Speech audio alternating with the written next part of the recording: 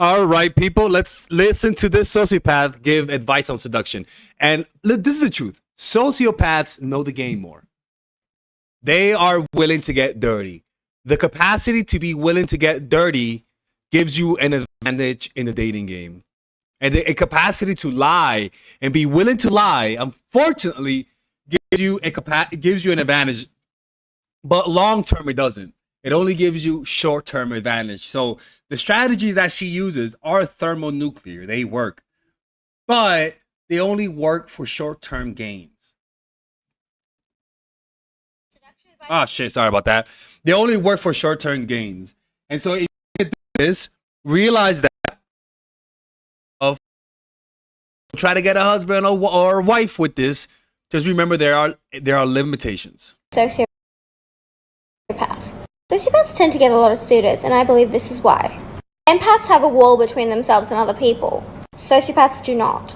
This gives people the idea that we have chemistry right away. We tend to be very androgynous. My personality is extremely dominant, but I still dress it in a very feminine way. We give the idea of sexual availability. We dangle it like a carrot, but it's not really there. So they become a temptation, right? It's almost like a girl who dresses like a slut, but she's a virgin, right? Or it's almost like the guy that looks straight, but he's gay. To a woman, he's a temptation.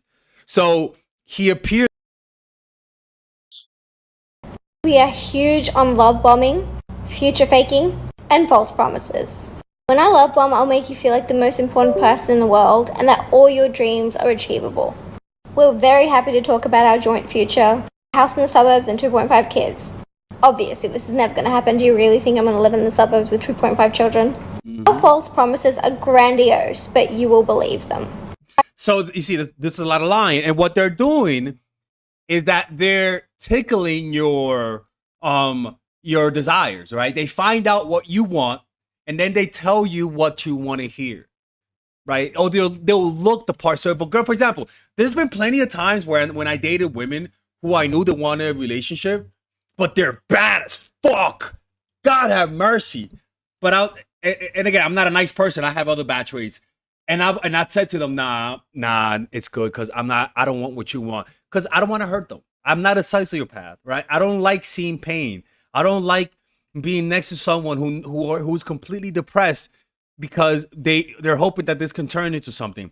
But what I am missing out on in terms of power is that creates more attachment and it makes them more submissive. Their willpower just completely obliterates into smithereens and you have complete control over them. The problem is that it corrupts you as a person. It corrupts you. You tend to attract more toxic relationships by indulging yourself in the power of taking seducing people in this manner. It works, but it has dark qualities that's very corrupting to people, to the person who you're using it on, and to yourself, right? Let's go back here quickly. I want to listen to this. I'll make you feel like the most important person in the world and that all your dreams are achievable. And she's attacked with that. That is catered towards a person with low self-esteem, right? Towards a person who feels like they're the shit, but nobody recognizes it, right? You see what I'm talking about? And so they play on weakness. They prey on the weak. And that's really the sociopathic method. And look, I'm not moralistic, so I'm not here to tell you whether or not it's right or wrong. I'm just pointing it out. We're very happy to talk about our joint future, house in the suburbs and 2.5 kids. Obviously, this is never going to happen. Do you really think I'm going to live in the suburbs with 2.5 children? Our false promises are grandiose, but you will believe them. I've told people I'll move countries for them. I'll get them into modeling agencies even though they don't fit the requirements. Yeah, she's talking about that. And she just tells people what they want to hear. Pretty much, that's their method. It's to mirror and become them, and that's pretty seductive. We talk about this in my Patreon because we have a Patreon, and there we have the Robert Greene Book Club, and we also talk about the art of seduction. So if you guys want to learn how to do this, join our Patreon for $5 a month, or become members of the Patreon for $5 a month, or work with me one-on-one. And you could talk to me on the phone, and I could teach you guys how to apply strategies without going straight to hell like she is. Anyways, take care. Bye-bye.